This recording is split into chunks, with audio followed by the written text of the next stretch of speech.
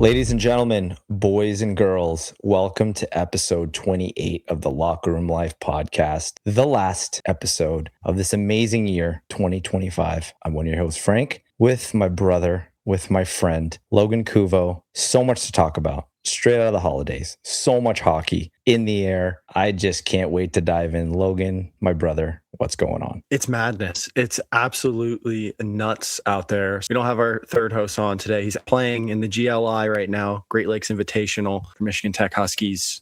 We love you, Bakes. But things have been crazy. Just so nice we both did the same. Just rest, recharge with family, with our loved ones. Oh my goodness, the hockey. I am absolutely enthralled. It's been such madness already in World Juniors and prepping for the Olympics and everything across the board. You know, Spengler, there's so much international play going on right now, and it's really, really fun. It's been an awesome holiday season, and I'm excited for 2026. What can I say? We're going to get after it. LRL is going to be everywhere all at once. Yeah, like you said, it was such an amazing holiday. Talked about it last episode, but went over to my sister's place in Virginia. It was just so nice, man. It just in those moments, and I know you had them as well. You're very family oriented and just kind of sitting there in the living room. And it's funny how it's hard for us to tune everything out, but in those moments, you don't think of anything except for what's right in front of you, and it's your family. And I just remember feeling that, watching my nieces and nephews, who I remember were babies, opening presents and stuff. And it's those times when you take mental pictures and you're like, these are things that I want to remember. It was just awesome, man. I think that we wish everybody the most amazing holidays, and that's what it's about. I know the hockey guys, quick little turnaround for them. So, the boys, living the life, living the grind. So I hope that everybody out there got a lot of time to be with their family, unplug. I know Logan and I unplugged for like 2 days, and then it's right back at it. Planning for 2026, like he said, it's going to be a huge year, LRL, both of our companies. So we're excited. There's so much amazing things on the plate for 2026. So can't wait to dive into it. But before that, the amazing hockey that's going on right now. Logan, where do we even start with all of this hockey that's in the world right now? Yeah, I can't even begin. There's studs across the board, every team in World Juniors, of course, and then everything is happening all at once right now, and it's just going to keep, I think, compiling into the Olympics. And everyone's going to want to see good hockey coming out of the Olympics this year. It's just going to be something that's expected after all the high level stuff. I'm pumped to dive into it selfishly. So the Spengler Cup, we covered it as it was kind of developing. Blessed to have, Sean Hogan from Everything College Hockey, who kind of broke the news on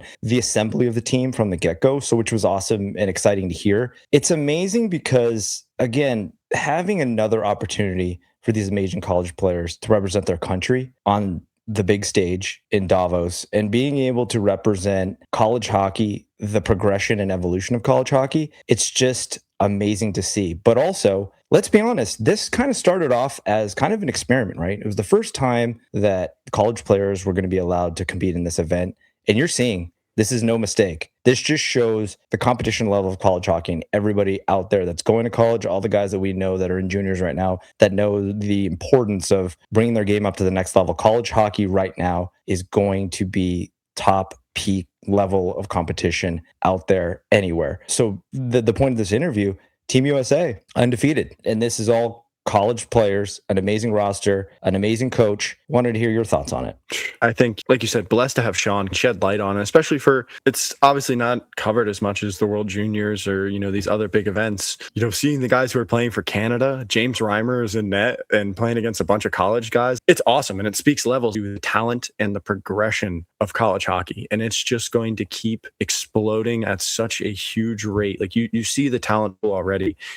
You see some of the top prospects from the past years to come and play college hockey, and it's a dogfight. And these guys who can go to Spengler, kudos, congrats to them. It's a huge honor to be able to represent your country at that level. Yeah, and playing for your country is an honor. And to give them another opportunity for that is just a gift, because a lot of these guys, and we'll kind of dive into the World Junior side of it, but it's only a select few. There's only a select amount of roster spots on the World Junior team.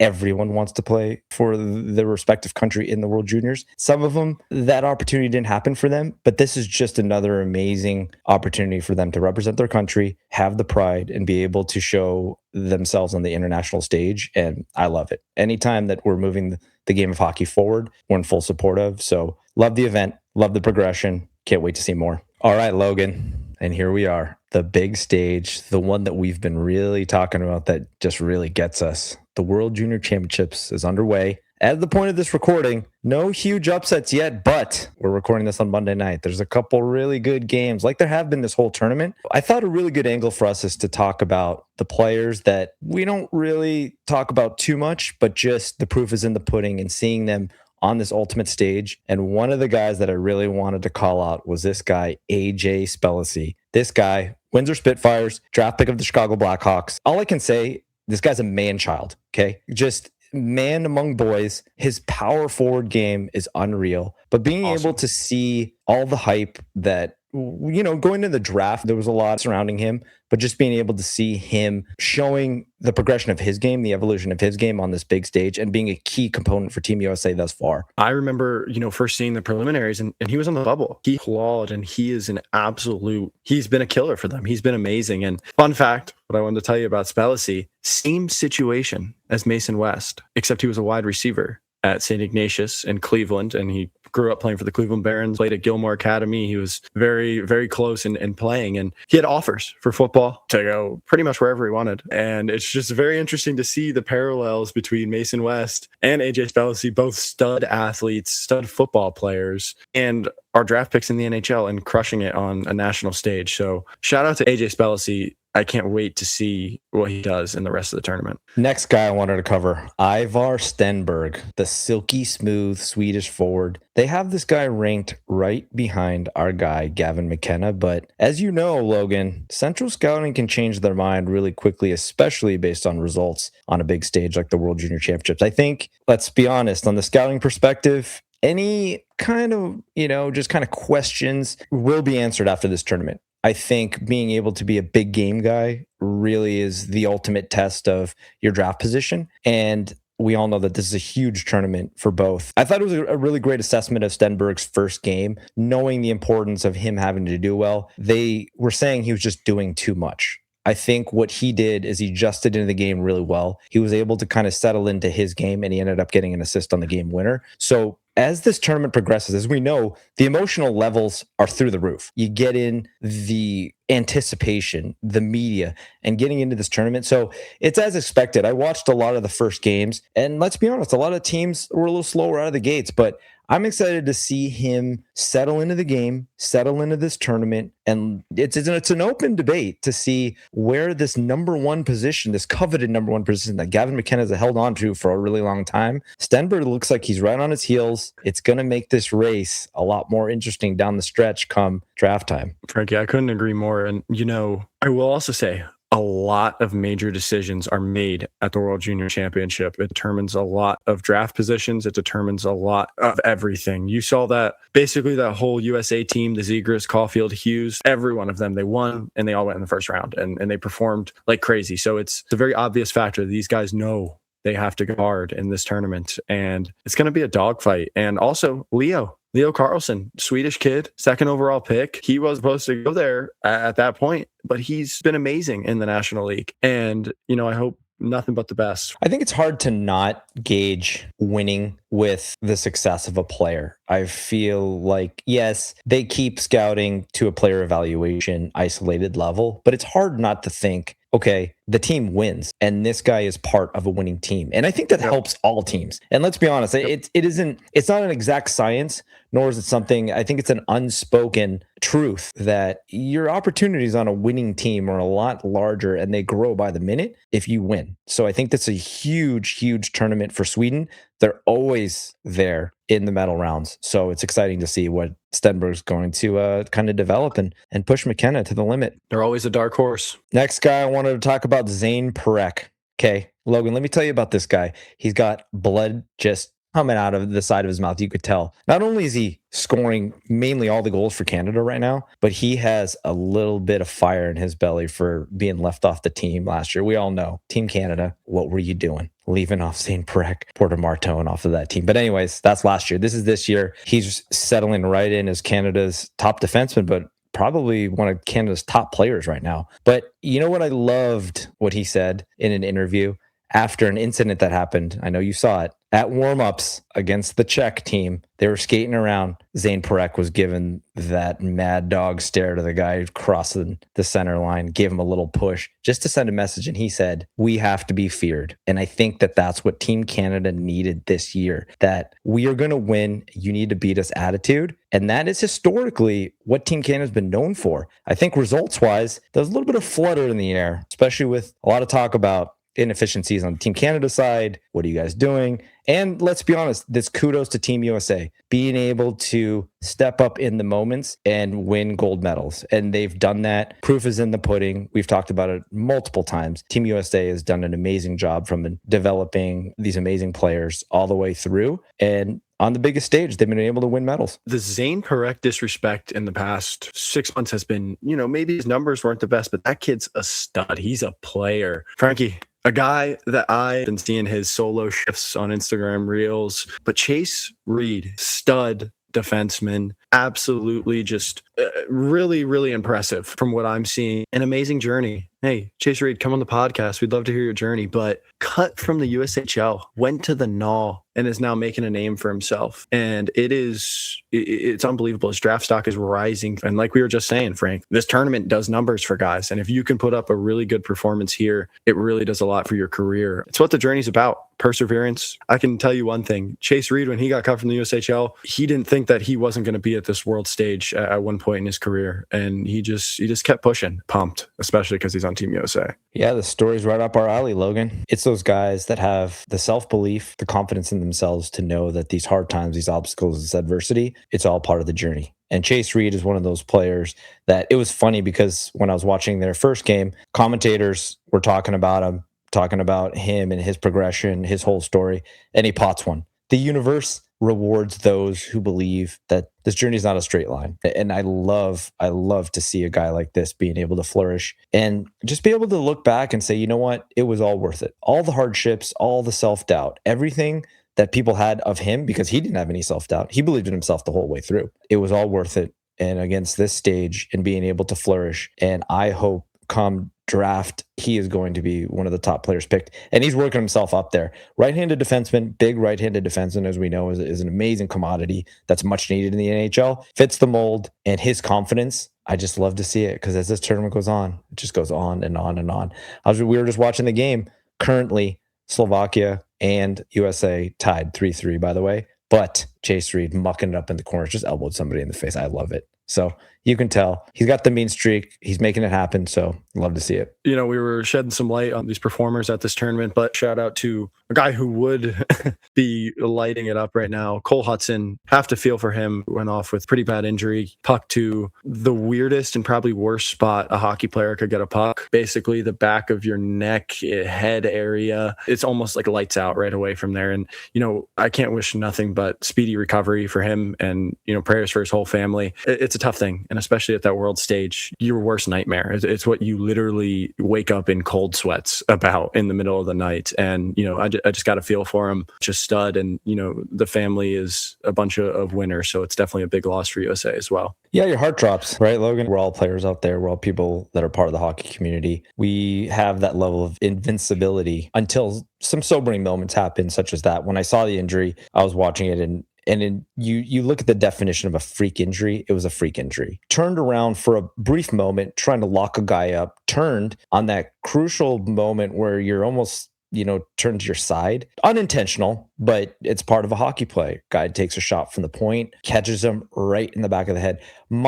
There's a couple different things. Fear for him when he went down, but so glad that, again, injuries are inches away from being a lot worse than they can. And I'm just glad that it didn't catch him in the back under the helmet, spinal area, completely different situation. I know he's not playing tonight, and that's more than okay. I think they're taking the cautionary approach with him. He's a player. He's going to want to be out there. He's always going to want to be out there. When it matters, I can tell you that Cole Hudson will be out there.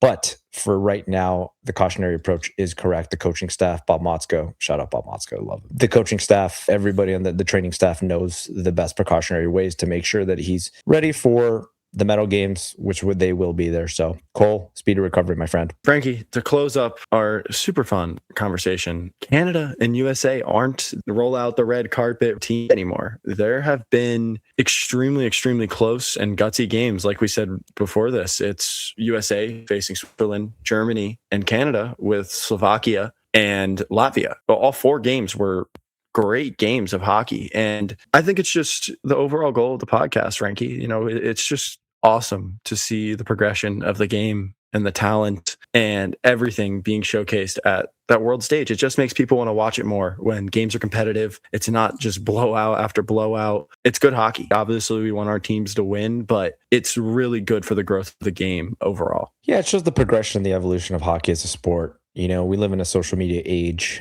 Being able to see a lot of countries that hockey, there was no awareness of hockey in a lot of these countries. Latvia, you know, a lot of the awareness of hockey was never known. Now, that's a lot because of resources. There's a lot because overall awareness of building programs, a lot of funding. But it's just great to see that there's more kids playing in those countries. The social media age brings a lot of inspiring figures that are able to show these kids that there's something to look up to, there's something to look forward to. And also with a lot of the growth of a lot of these junior leagues and being able to look at the scope of being able to want to play in North America, it just allows them to aspire towards something and have a path and have a career and hockey journey so that they can obviously better themselves, but also better themselves in hockey as well. What a way to end this amazing year 2025 with one of the men that were right there in the trenches with us. USHL Fall Classic Media Day. We have Jonny Lazarus, an influential hockey ambassador, media figure, face of hockey. He's going to kill us for saying all this stuff. But in all honesty, Jonny Laz is a genuine one. And when I say that you love to see great people doing great things, this is the epitome of it. He's a friend of Logan and I's. You know, when we started down this media journey, Logan, he was there to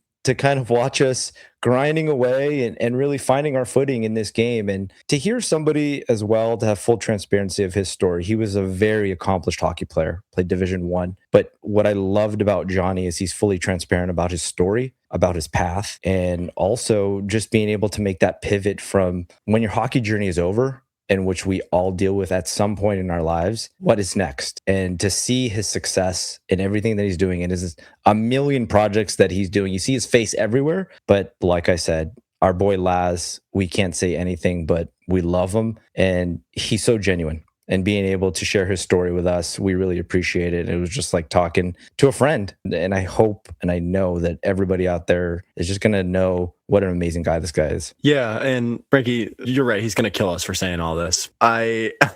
We met Jonny, and I had seen Jonny as most people have, and if you're involved in hockey in any way, you don't really know how someone is going to be when you meet them and you've seen them online as an influential figure. It's the digital age we live in. And meeting Jonny, he's just the best guy ever, man. And, you know, I really think it shines through. And all you see is Jonny really trying to connect with these players and him bring this other side of players out. But Jonny is a player himself and has an amazing, amazing personality. It's so cool that we have him in our corner doing this and that he's a part of the Locker Room Life family. You know what I love about Jonny's approach when he touches on it? Just his focus is to bring out the amazing personalities in hockey. And he's at the forefront of interviewing these NHL guys, being with them, but being able to show the media and being able to have an ambassador like him that's being able to show that hockey players are amazing people and they have personalities and they're funny and they're life of the party as well. And I think it takes somebody like Jonny that has an outgoing personality to be able to showcase that and to have him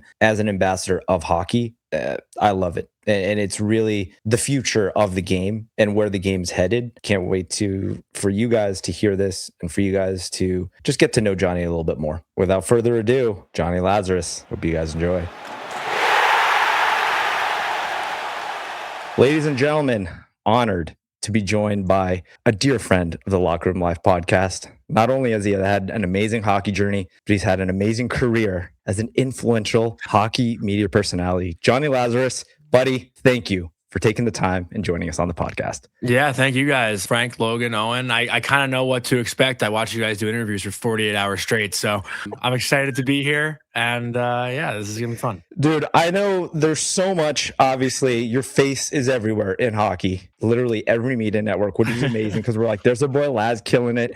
But we want you to talk about the hockey journey, man, because you've had an amazing one. And that's what we're all about here, especially on this podcast, because everybody sees you in the media world, but you had an amazing hockey career. So we kind of want you to dial a little bit all the way back, kind of just let us know the whole story. Playing career, I would not say I had an amazing playing career, to be honest. For me, perspective wise, I always felt I was just a little different because like growing up, I played double A till like ninth grade. You know, I got cut from triple A teams. I got cut from like basically every fucking team I tried out for. It never stopped me from loving hockey. You know, I really just loved hockey. And I think when I finally like developed, you know, around like 17, 18 years old, got better and started to fit in more with the really good players on Long Island in New York, even going back to New York state camps, like the USA state camps, like I was an alternate 3 years in a row. I never made it to the national camp. I was if someone gets hurt, like you're our first call, you know what I mean? Like that was always me. So it's funny. I have a very comfortable personality. I've always been a pretty outgoing guy, but in the rink, I always just wanted to belong, you know, that was really it. And I remember so many car rides with my dad where he would try to convince me, you're on the same ice as Adam Fox. You're on the same ice as, like, you're on the ice with them. Like, you're just like, he would have to convince me that I was just as good as those guys. So I played all over Long Island. I played in New Jersey my senior year of high school. So I would go to the first 7 periods of high school. Then I'd go back home, grab my bag and take the train to Newark with my hockey bag 3 days a week, hour train ride through Penn Station. And then I went to the Null and then to college, then I transferred and then that was it. So long story short, my elite prospects is not that pretty, but I had a fun time for sure. Bro, I don't even know how you can say your elite prospects isn't pretty. Have you seen my plus minus my senior year? Oh my goodness. Dash 19. If it makes you feel better, I had the green jacket. You did? Yeah. That does make me Tough feel better, actually. I know we talked about it when we were in person. We had the pleasure of meeting Johnny, USHL Fall Classic, when we were there. It was such a fun time, as he said. But, you know, how was your time at UMass? You played with some absolutely unbelievable guys throughout the whole journey. And I'd love for you to talk about that. Yeah, I mean, I could go on for hours about my UMass experience, honestly, both good and bad. You know, my freshman year, well, first of all, I was recruited originally to like Western Michigan. That's where Ben Barr was. So Ben Barr was the coach that recruited me. And then we had kind of lost touch a little bit during my second year of junior. And then when I saw him get the UMass job, I was like, holy shit, like I would love to go to UMass. I'm a Long Island kid, 3 hours away. My parents can come every game. It's hockey's everything you could want in a college hockey experience, fun party school. So I texted Benny as soon as he got the job and I was like, congrats, you know, on the UMass gig. That's awesome. And then he was like, funny enough, we're going to be looking to fill a freshman class out next year. We're keeping our eye on you. And, you know, I had a great second half of juniors, went to UMass, like committed on the spot as soon as I visited. And my freshman year, we sucked. We were so bad, but it was the first year under this new coaching staff of Greg Carvel, Ben Barr, Jared DeMichael, and James Marcoux. And that was the year we wanted to turn the UMass hockey program around. Every day, day one, we're going to squeeze out the guys who can't fit in here. That was it, like every day in practice was survival mode. It was a tryout. And that's when I really learned how hard hockey really can be. You know, I had my junior struggles. Like I got scratched a lot my first year, but college, you know, my first practice, I puked. This is just different. So from there, every day was, I got to survive here. And I loved it. I loved the school. That was just a new challenge for me. And, you know, I was exposed a little bit, I think, in the spring. You know, I got off to a really hot start to my first few months. I think I was 5th in scoring for freshmen in the first 6 weeks of the season. It's not like, you know, it was like maybe 7 points. Like, you know, like it wasn't anything crazy. I was up there. Like I had a really good start. And then second half, I came back and I don't think I had a point in like 17 straight games. Really became mentally like, what the hell is happening? And then in the gym that spring, we were doing 6 a.m. workouts 4 days a week. Our coaches were working out with us. We lost 18 games in a row. It was very hard to be there. And then the following year is when Kale came in, John Leonard came in, Mitchell Chafee came in, Oliver Chow, Jake Gaudette, all these kids, Matt Murray, Marco Bot, like I'm trying to name every single guy, but like all these kids who came in that are now playing in the NHL or playing pro. And, you know, I felt like I was in the best shape of my life, but sophomore year, I was getting scratched like every game. You know, I think I played I played one in the first 8 games. And then you guys are going to die at this. And I could send you the highlights of this game. I'll never forget it. I don't know the exact date, but it was like Halloween weekend, my sophomore year. I got thrown into the lineup at Merrimack, like the worst rank in fucking Hockey East. I'm pretty sure I was -3 and I took 2 penalties. And I don't know if it's possible to single-handedly cost your team a game in hockey, but I'm pretty sure I did it. Literally, if you guys watch the highlights from that game, turnover behind the net, they make a pass in front, goal, hook a guy in the offensive zone, they score. I sit in the box, they score on the power play. It couldn't have gone any worse. And I got off the ice and I was like, I will never wear this jersey again. I went into the coach's office the following week. They were brutally honest. They were like, we don't see you as an every night guy. And I was only a sophomore and there were 13 freshmen playing over me. The writing was on the wall, So that's why I decided to transfer. But everything off the ice, I know I'm rambling, but it's really the full honest truth of how it went down. But everything away from the rink was amazing. Once things started to go bad for me in hockey, I stopped having a social life. I was just beating myself up. So I just kind of needed to change the scenery. We can relate a lot on a lot of things in college so far. Shout out Jared DeMichael. He was my coach.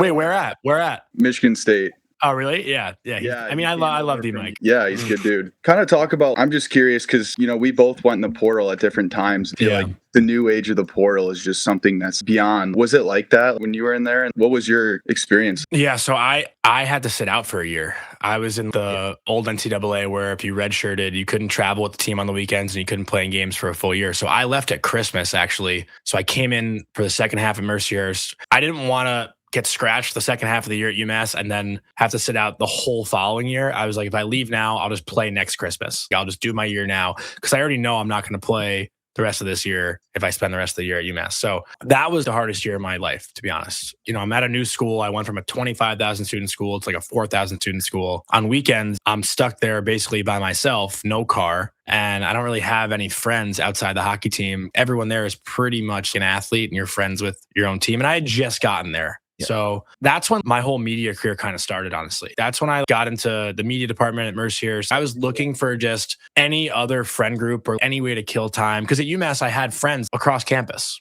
And, I had worked in the media department a little bit at UMass. So that year is really when I just had a whole identity crisis, literally in therapy. I was so lost not being able to play. I'm thankful for that year now because it made me find the passion for media. But in the moment, man, I wanted to write a letter to the NCAA. This is insane how kids can transfer and have to sit out, but a coach can just leave a program whenever he wants and start up, right away. I don't know. It just felt really unfair. And I was kind of, why me? Why'd I do this? And to be fair, honestly, Ben Barr, when I told him I was transferring, he sat me down and was like, it's going to be hard. It's going to be hard. I was just so emotional in those years that I didn't really think things through, to be honest. And I sound like this mature guy now. I'm still an immature fuck. But in those years, I was just really, really emotionally immature. So you talk a lot that transition, like you kind of alluded to, when you're kind of realizing that hockey, right? There's something else in your life outside of hockey. What were the years as you finished that year, that redshirt year? Where was your mind in regards to hockey? Were you still kind of half in, half out? Were you still fully dialed in now that you were with the team? Now you're with the guys. What was your mindset then?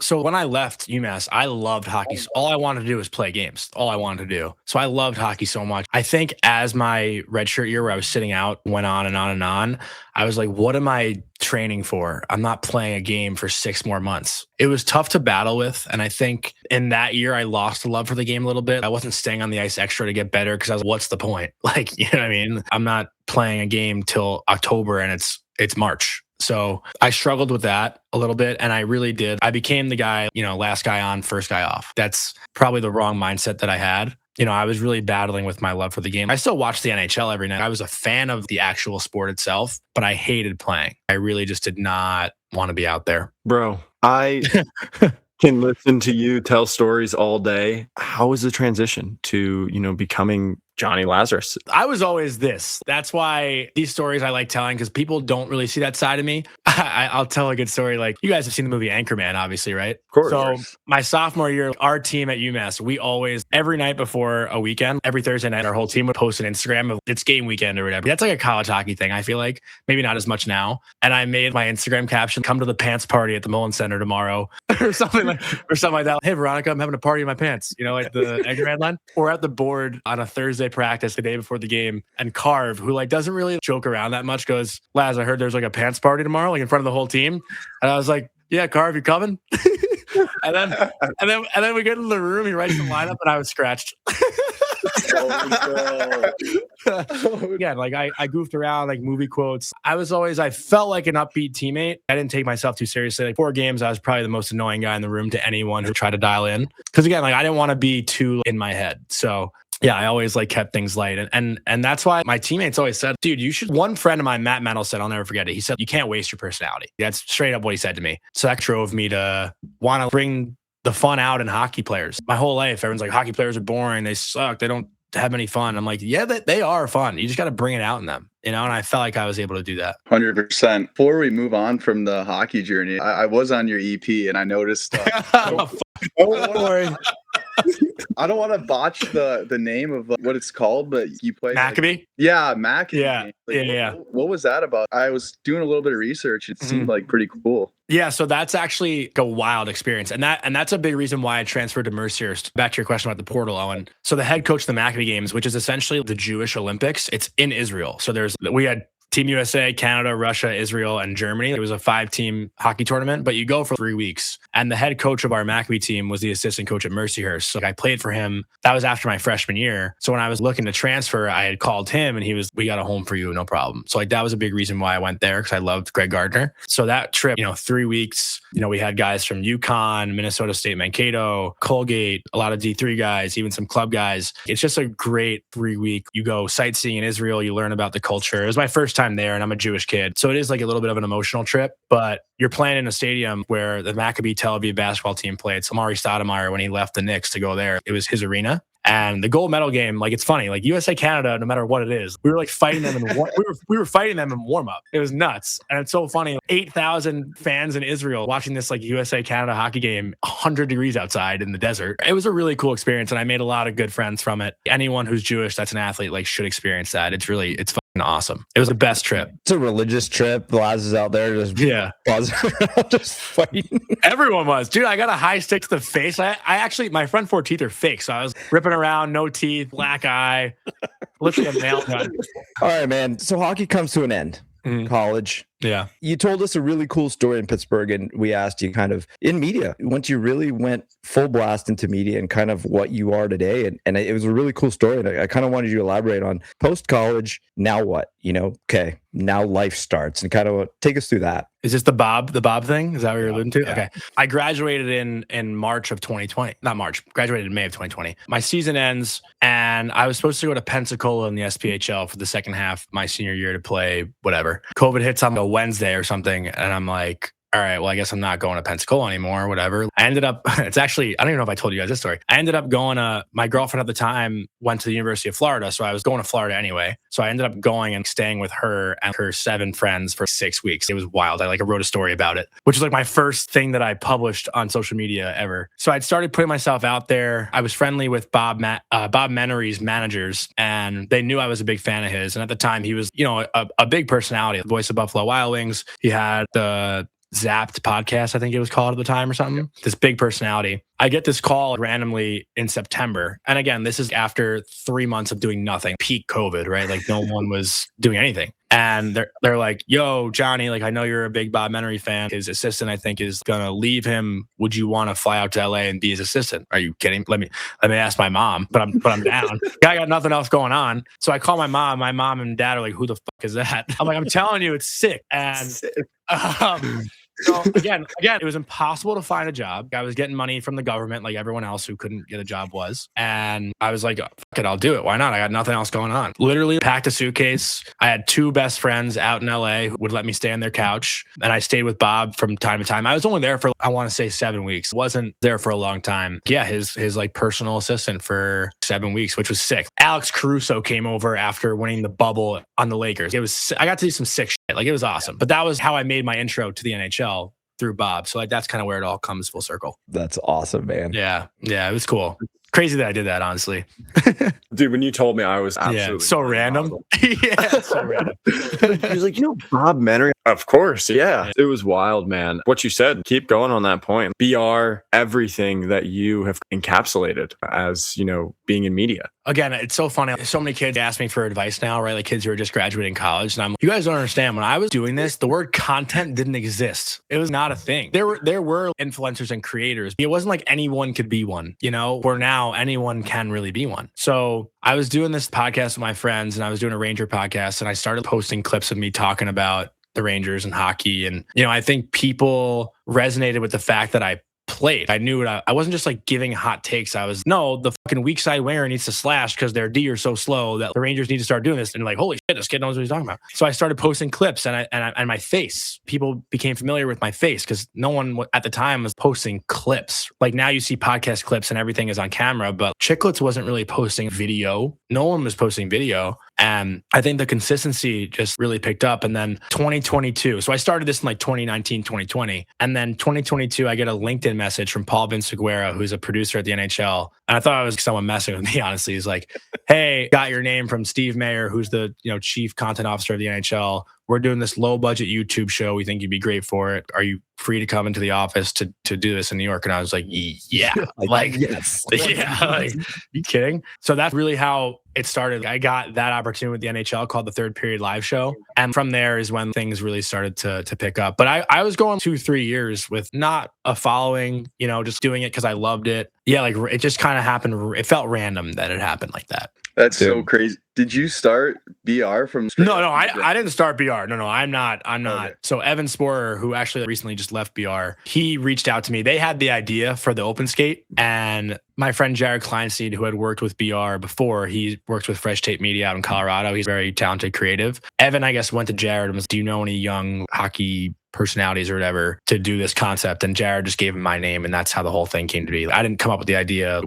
That's how that whole relationship started. Johnny, the biggest thing I don't want to skim over, but it's like anything, right? In hockey, right? The correlation between the hockey journey and, like you said, you lose the love. It's tough. And those, the adversity. And I think it's kind of the same thing with media because everybody sees you today. And I can't stress it enough. You see Johnny's face everywhere, but but it's a lot of hard work, man. Yeah. That's what we really wanted you to tell. There was years of you just believed that I want to do this. I'm making content. It's fun. It's something you love to do. It's a game that you love to do. Walk us through those times where did you think that it would be, you're living literally the childhood dream. You're a friend of ours and we love you so much, but I'm like, oh my God, dude, Johnny's like living my childhood dream. To see you skate around with the NHL guys, I love that. And you're such a good person. And I want you to just tell everybody those days when you're like, I don't even know really why I'm doing this, but I am doing this. And do you ever think back of what it is now and be like, all right, this is why I was doing that. I have 2 really good stories. Honestly, it's really nice to talk about this. I'm usually the one asking the questions. I never really get to talk about myself and my experiences that much. This is really fun for me. So I'm going to ramble on if you guys don't mind. No, of course. But so I was working for the Tennis Channel doing sales in 2023. So this is 2 or 3 years ago. And that's when I got the Hockey News job, my first credentialed job. But I was, in an office from 9 to 5, then going to games at night, not really making any money on the side, but that was what got my foot in the door. I got a scoop about the Tarasenko trade to the Rangers. Someone reached out to me because I was doing this Ranger podcast with my friends and was like, dude, I'm telling you, the Rangers are getting Tarasenko. So I'm in my cubicle on my phone, freaking out. And I missed a meet. I was late to a meeting and my boss was like, I see you're tweeting nonstop. What's going on here? And I'm like, you don't understand. I had this Ranger podcast. It's a big trade. I got, So from there, my boss and people I worked with were like seeing the stuff that I was doing. And then that playoff, I got another gig with the NHL doing the Stanley Cup Central show. So like I go to the studio, whatever, but they actually invited me to be live at the Cup final. So I was in Vegas and Florida for that Cup final. So I used all my PTO, all my paid time off, but I ran out before game 5. So I had to work the day of game 5. And then I had to be back in the office 2 days later or whatever. Cause I think maybe it was like a Saturday or I don't know. I was at game 5 of the Cup final in Vegas. I went out till like 5 a.m. with Grinnell, the Empty Netter boys, and Jack Eichel was at the same bar we were at till 5 a.m. And then I hopped on a flight and I was in my cubicle 16 hours later working my normal job. And my friends were like, dude, you're like Hannah Montana. What do you like? Batman. Like Batman.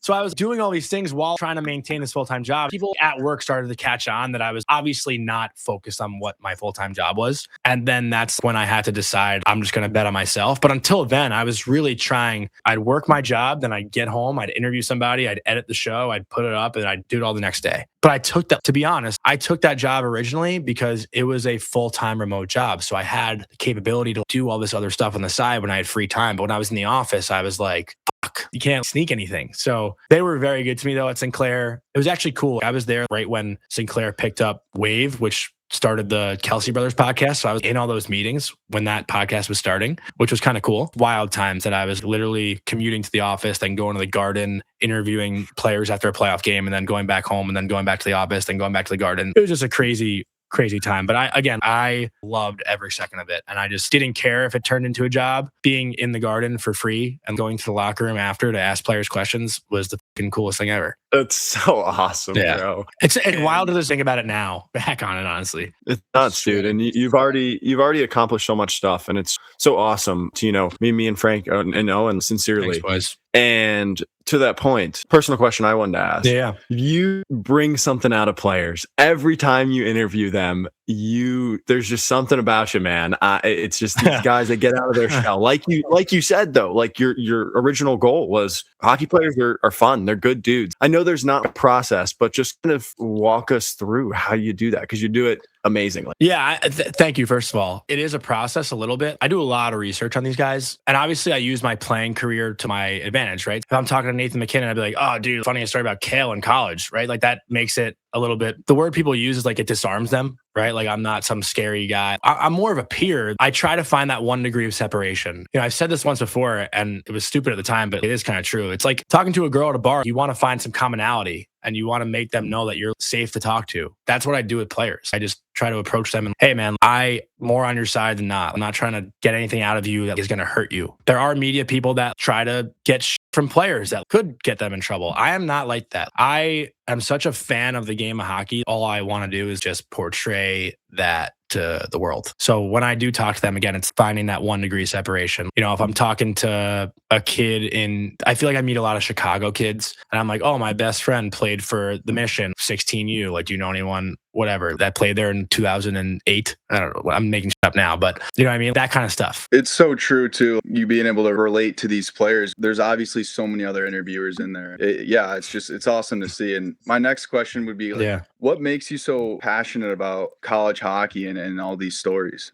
College hockey specifically, dude, I really think, I've been saying this for 2 years. Everyone talks about the growth of the game, right? I grew up in New York and, I would watch Get Up, First Take, and it'd be NBA, NFL. My friends are, I'm a Knicks fan. My friends are all Knicks fans. I'm not really a football fan, but they all love the Jets and shit. Every year that the NBA and NFL draft are on, my friends know who the Ole Miss left tackle is. I'm just saying, well, that's the blind side. I'm using that as a crutch. And I'm like, how do you guys know who these guys are that the Jets are drafting? And it's like, because we watch college football every Saturday. If college hockey becomes as popular as those sports, everyone's going to know who these first round, second round picks are because you're watching them play in college. Just like the NFL fans are familiar with their prospects, it's because you watch them play college football. You watch them play college basketball. March Madness is the best shit ever. Everyone watches that. If you make college hockey more popular, come draft time, all the fans will be familiar with these guys. And that's why the Gavin McKenna Penn State thing was so big. In New York, there's such a big Penn State alumni. I have friends who went to Penn State that don't know shit about hockey that text me, dude, you see McKenna's goal last night? It's sick. That's awesome that you watched that. That is awesome. So I really think if we get college hockey to that place, because every person, whatever college you went to, you're forever tied to that college. So if you find out a stud is coming to Michigan State, right, Owen, you're going to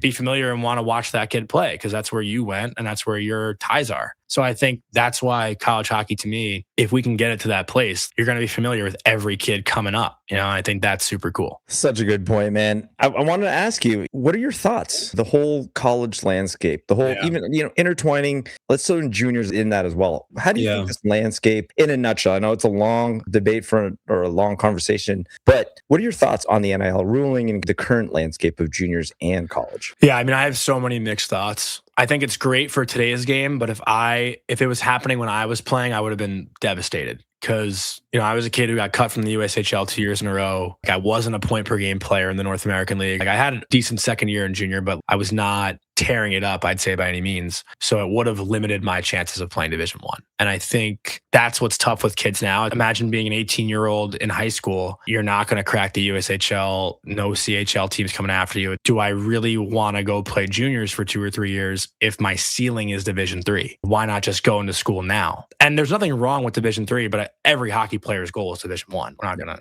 kid anyone, right? So I find it interesting to see where that landscape goes, what happens to the BCHL, what happens to the North American League, if the USHL and CHL are the prime leagues to play in for the elite players. And I feel for those kids because I was one of those kids. I was the tier 2 junior player. As far as the product of the college game goes, it's going to be sick. You got the best players in the world for those age groups playing in college for the most part. And I think that is incredible. You're seeing it right now with the parity in college hockey too. Michigan State probably is the best team, but there are, Dartmouth is 11-1-0. There's so many good programs that you find players now from a larger pool to pick from. Great point. Absolutely. Literally, we always are talking about it. It's the wild, wild west now with CHL. But, I wanted to ask you also on a personal level, bringing your athlete mindset and, you being an athlete your whole life, how does that keep you competitive and keep you driving in what you're doing in the media industry? Yeah, to make it like a player experience. During the week, you watch video. It's like studying for a test every Friday, Saturday night, right? When you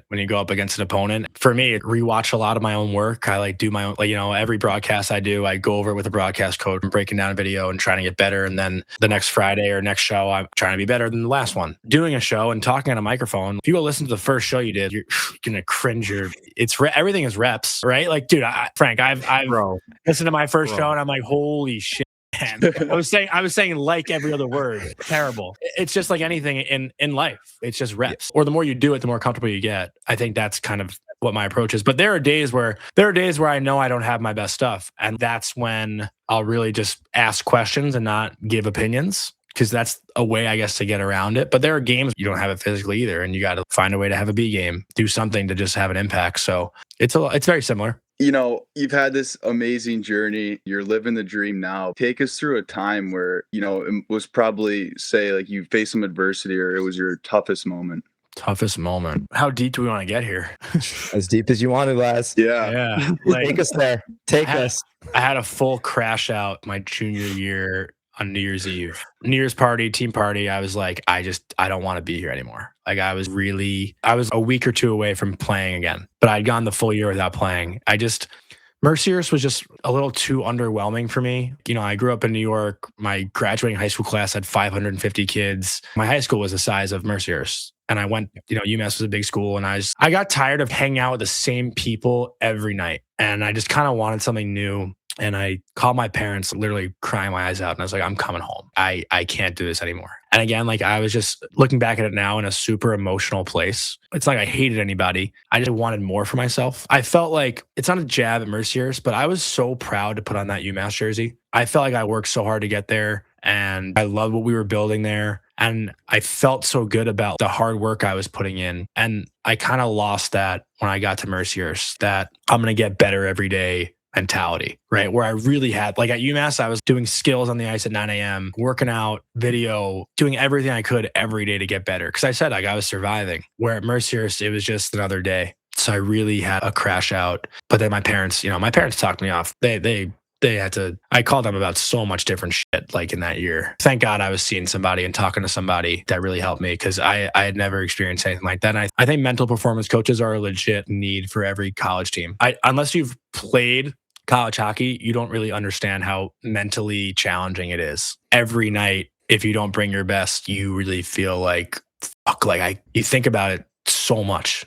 And I didn't really have that until I got to college, No, that's such a good point, Johnny. Thank you for being so transparent. I think that's the point of what we do is being able to see successful people, but more importantly, know that the road is not a straight line. And I think that it's always amazing to see great people doing great things, and you're a prime example of that. But more importantly, to just be transparent about the ups and the downs, and that in any journey is part of it. There is no journey that is a straight line, and I can't thank you enough for just being able to be just fully candid about it. And I think a lot of people hold a lot of insecurities, I think, about our histories, and I think that's a big part of why Logan and I started it. Our hockey careers there was a lot of unfinished business, and I think this has been very therapeutic for us to talk to players and to really know that this game that we love, that we still want to be a part of, but more importantly, just being able to talk to people like you that share experiences, and together as a group, we kind of just grow that community. So I thank you so much, man. You're just such a great guy too, dude. Like I think that's. I love you guys. You guys are No, dude. we spent like the whole weekend together. But I know. well, I want to ask you guys something too. Yep. Like, how awesome is it when you feel like you're picking up momentum doing this, right? Like, it's such a good feeling, like knowing you kind of got over like a little hump. And anyone who starts one of these, your friends are going to rip you. Oh, you're doing a podcast like everyone else, like that happens. But then like one day they just stop saying that. They're just doing it, right? Like it's awesome. So like I really I love what you guys are doing. It was so fun hanging out with you guys in Pittsburgh, and I watched a lot of the clips. I was actually I was talking with Colin McCray because I saw the clip that you guys put up of him for whatever you call it. I don't even know what you call Body slamming. Yeah, body slamming a guy. And I was like, dude, I love that locker room life clip of you like literally throwing that guy to the ground. He's like, yeah, you saw that? that was good stuff. The biggest thing too is when you start with your mind in the right place, that you're doing it for the right reasons. With us starting this, the whole point was so that we could just grow the community any way, shape, or form. And I think sticking to a plan of what you want it to be in it all, I think that's super important. And it's the same thing with your work too, and how you kind of just continued on with something that you loved, and you just got with great people, and you built those connections, those great partnerships. And I don't know, man, you know how, this, the universe is like that. It just works itself out if your intentions and your heart are in the right place. And agreed. We're kind of in that same spot, right, Logan? Frankie, you couldn't say better. And Johnny, thank you for the kind words. It sincerely means a lot, especially coming from someone like yourself. But I want to ask one advice question. Yeah. And then we're going to give you quick little rapid fire fun. Let's do it. I got to know, like someone who loves the sport of hockey, what's advice that you could give them, younger, older, wherever they may be in life? The best advice I got was find the company you want to work for, and tomorrow pretend that you do. Like that's literally what got myself started in posting content. I spoke to Large at Barstool because my girlfriend at the time, like her mom's boyfriend was friends with him, and he just offered me advice basically. And it's funny, like I've run into him a couple times now, and I always remind him of that. And he's like, dude, awesome to see you brought that to life. It's awesome. But at the time, like I was watching a lot of Adam Lefko was a big personality that I liked. With Bleacher Report, Big Cat was like my favorite online personality. And like I just listened to a lot of Big Cat, and I saw the stuff he was doing, and I was like, oh, I'll just do that too. Why not? So if you want to work in hockey tomorrow, start posting online, talking about whatever you want to talk about involving hockey, and keep doing it and keep getting better and keep practicing. And one day the opportunity will come. That's really all there is to it. It's crazy. Like just get started. That's amazing advice, as expected. I can kick this rapid fire off. Very excited about this. I suck at rapid fire, just so you know. But don't worry about it. Yeah. Hey, favorite rink ever? I love the Alphond. Maine is so sick. I love that answer. Best playing environment I've ever been in. Yeah, that place. If you can get to a college hockey rink, Maine is the place to go. It's so sick. That's awesome. All right. Favorite interview you've ever done? Anything with the Hughes brothers. I love Jack and Quinn.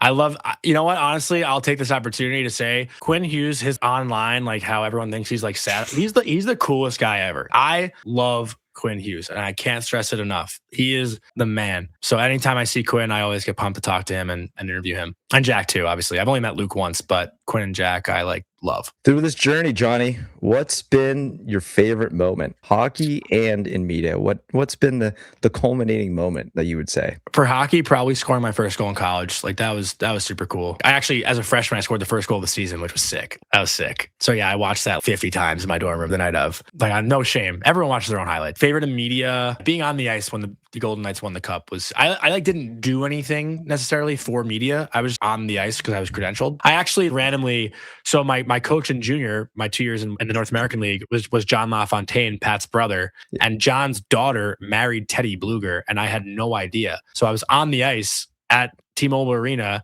and I ran into my junior hockey coach who I loved. And I was like, what the hell are you doing here? He's like, my daughter married Bluger. He's like, what are you doing here? I was like, the NHL hired me for some reason. It was like such a nice thing because I hadn't like talked to him, so it was a really nice surprise. Last one. We'll wrap it up. I think I know the answer, but what is your dream event for you to cover? What's your answer? What you think you know? I don't even know my answer. How do you know my answer? I think you. That's a Stanley Cup. Stanley Cup yeah, final. like I feel like that's like, a Game 7 Cup final at the Garden with like the sickest thing of all time. But I feel like that's a basic, right? Like that's super basic. I'll say Connor McDavid's first game as a Ranger. There you go. That's the dream. That's the dream thing to cover. Laz, before we let you go though, yeah, you're everywhere. You're doing so many amazing projects. 2 questions. 1, do you sleep? That's the first question. The next thing is, because every time I see you, Laz, I'm always like, Somewhere I even tell else. my wife, I'm like, Yeah. my Vancouver, Laz, yesterday. this guy does not sleep, and I love it because I need more Jonny Laz in my life. But I do want you to talk about, because I want to know, and everybody wants to know all the amazing projects that you're doing, because you're doing so many, and I know you're just picking up every time I see you. You're just doing something more exciting. So let everybody know kind of what you're working on, and I want to know because I just want to be able to count and just know and keep count. Yeah. To the first question, I get maximum 5.5 hours of sleep a night. I'm up till at least 1 a.m. watching hockey, and then I'm up at 7 a.m. every day, so maybe 6 hours. And then things I'm working on, I try to nap though whenever I can. Give me a 45-minute nap, like the best thing ever. Yeah, best thing ever. And then I do my morning show called Morning Cup of Hockey every Monday to Thursday at 9 a.m. Eastern, which is so much fun. Doing it live too, and like having a live chat. I like literally see people shit talking me as I'm talking, which is so fun. And I should talk back. It's good stuff. Yeah, it's good stuff. We'll call them out on the show. Like, if we see someone, we'll say it as we're talking. And then I do the Tri-State Hockey Podcast with Mike Rupp and Arthur Staple. I should have mentioned Morning Cup of Hockey's with Colby Cohen, but that's like a 2-day-a-week Ranger Islander Devil show, which is great. And then doing like color commentary interviews for the USHL, college hockey. So, kind of got my toe in every single thing right now, which is great. Because honestly, the coolest thing for me too, and telling the Fargo Force kids this, disparity, that's a word. Disparity, that's a word. Right? Yeah. From talking to NHL players where I'm the nervous one to then talking to a USHL player where they're so scared to like talk to me. Like it's so fun. It really is. You guys know the rule. Remember the rule? Remember the rule? Yeah. The rule. Be a beauty. Be a beauty. Colby Armstrong taught me that. But yeah, that's always fun too. To see a kid get nervous to talk to me because I'm fucking harmless. Thank you guys again. Like seriously, I can't compliment you guys enough. It's been so nice becoming friends with you guys. Really, it's awesome. Yeah. And Jonny, before we let you go, I just want to say one thing. You said before we let you go 5 times, Frank. Yeah, I know. The power of editing, Jonny. Do you know? But no, in all honesty, like, you better keep them all. You make it look really easy. And I think that it's always good to see good people being successful, man. And thank you. You guys too. Seriously. Yeah, we can't. So we thank you. And it's all about just growing the community. And that's what we're all about. And we're so honored to have somebody like you in our corner. And we're excited, man, for the future. Thanks, guys. Appreciate it. And good luck the rest of the way, all right? Thanks, man. I hope we cross paths. Yeah, for sure. All right, boys. Be good. Right. Happy holidays. Later, lads. Take care, bud. Yep. Thank you. Thank you so much for Jonny Lazarus taking time out of his busy schedule, Logan. Like we said, he sleeps moderately, takes a couple naps during the day, but this guy is so busy. But, to me as well, it's a guy that's just taking his career and being able to further grow it with all these amazing opportunities. And at times it's exhausting, but it's all worth it. And like we said, Jonny, you're our boy. We love you so much, and we can't thank you enough for coming on. Jonny Laz, you're the best, bro. A really good mentor for us to look up to in this media world as we traverse the craziness of it. And can't thank you enough, and really hope that you all enjoyed this episode. But I can't help but say thank you to every single person who has followed, liked, commented, listened to anything that we've done this year.